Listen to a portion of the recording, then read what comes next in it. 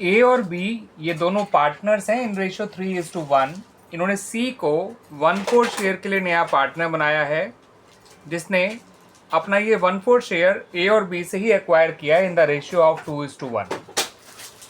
सी 1,00,000 rupees capital और ₹36,000 अपने goodwill लेकर आया है इन कैश। सी के आने पर उनकी बुक्स में जनरल रिजर्व अपीयर कर रहा था एट ₹50,000। फिर हमें कुछ और पॉइंट्स बता रखे हैं रिलेटेड टू रिवैल्यूएशन। इन्होंने बताया कि प्लान जो है उसे रिड्यूस करना है by ₹10,000। Provision for bad debts को भी रिड्यूस करना है फ्रॉम ₹4,000 टू ₹3,000, यानी कि उसे ₹1,000 कम करना है। फिर ये बताया गया कि जो टोटल क्रेडिटर है 20,000, उनमें से 2,000 के क्रेडिटर्स को नहीं पे करना है। तो हमें स्टूडेंट्स यहाँ पे 20,000 से ज़्यादा इस 2,000 का ध्यान रखना है। ये 2,000 हमें क्रेडिटर्स को नहीं पे करने हैं। उसके अलावा बताया गया है कि एक आउटस्टैंडिंग बिल फॉर रिपेयर है 1,200 का, इसे आपको अब रिकॉर्ड करना है।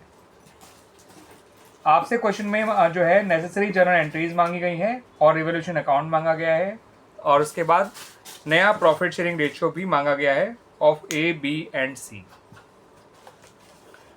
तो आइए स्टूडेंट्स पहले नेसेसरी जर्नल एंट्रीज बना लेते हैं। सबसे पहले एंट्री बनाइए कैपिटल ऑफ प्रीमियम लेकर आने की बाय सी। तो उसके लिए कैश अकाउंट को डेबिट करिए, सी के कैपिटल अकाउंट को क्रेडिट करिए, और प्रीमियम फॉर गुडविल अकाउंट को भी क्रेडिट करिएगा। या पूरा नाम लिखेंगे, यहाँ लिखेंगे 1,00,000, इसमें 36,000, कैश में 1,36,000। फिर प्रीमियम को डिस्ट्रीब्यूट कर दीजिए बिटवीन ए एंड बी।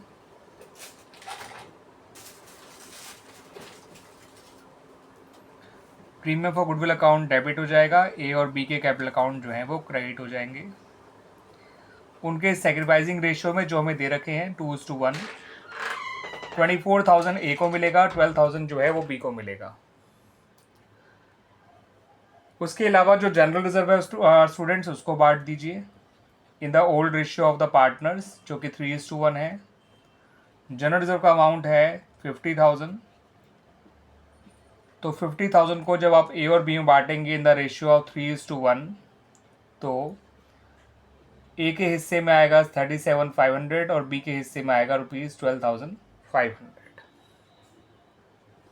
फिर एंट्रीज बनाइए students related to revolution account. तो यहाँ पर हमारे जो नुकसान वाले पॉइंट है उनको एक साथ रिकॉर्ड कर लेते हैं। प्लांट को रिड्यूस करना है, वो नुकसान की बात है, ठीक है स्टूडेंट्स। तो प्लांट को क्रेडिट करिए, और जो आउटस्टैंडिंग बिल फॉर रिपेयर है वो भी हमारे लिए नुकसान है, उसे हम रिकॉर्ड करना है। तो ये है 1,200, ये है 10,000, डेबिट में आ जाएगा 11,200।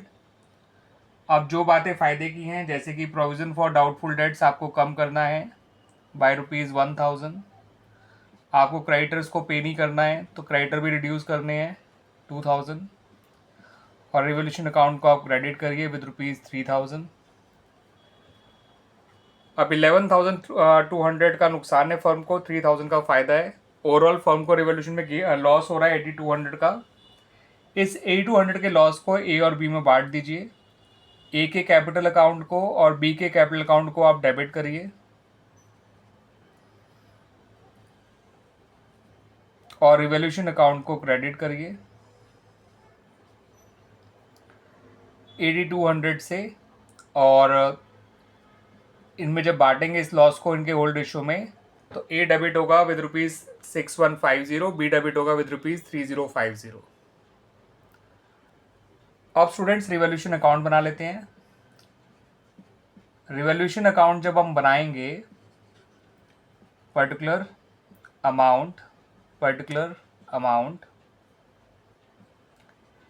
तो नुकसान वाली बातें यहाँ लिखेंगे स्टूडेंट्स, जैसे प्लांट को कम करना, जैसे आउटस्टैंडिंग बिल फॉर रिपेयर को रिकॉर्ड करना 10,000, 1,200। फ़ायदे वाली बातें यहाँ लिखेंगे, जैसे प्रोविज़न फॉर डाउटफुल डेट्स को कम करना, जैसे क्रेडिटर्स को कम करना, और जो लॉस है रिवोल्यूशन का वो ए और बी में बांटना वो भी यहीं लिखा जाएगा। 6150 ए का हिस्से का आया था लॉस, 3050 बी का हिस्से का लॉस था, टोटल लॉस था 8200। ठीक है स्टूडेंट्स, 11,200 टोटल, दोनों तरफ लिख दीजिए। इस तरह से हमारा रिवोल्यूशन काउंट भी बन गया। अब हमें निकालना है नया profit sharing ratio of A, B and C.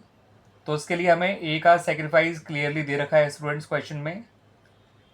A sacrifice कर रहा है सी के शेयर का, जो कि है 1/4, 2/3, क्योंकि ये उसके रेशियो को, अपने रेशियो को 2:1 के रेशियो में एक्वायर कर रहा है अपने शेयर को, दैट्स वाई।